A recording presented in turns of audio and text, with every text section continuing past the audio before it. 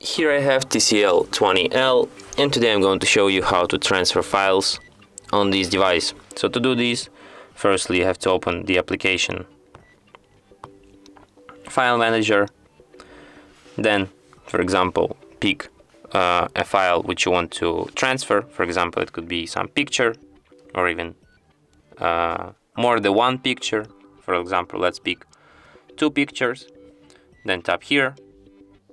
Then you have to select if you want to copy or to move these pictures. I'll just copy them. Then you switch to the SIM card, SD card. Select some folder which you want to drop them, for example, download. And then just tap here.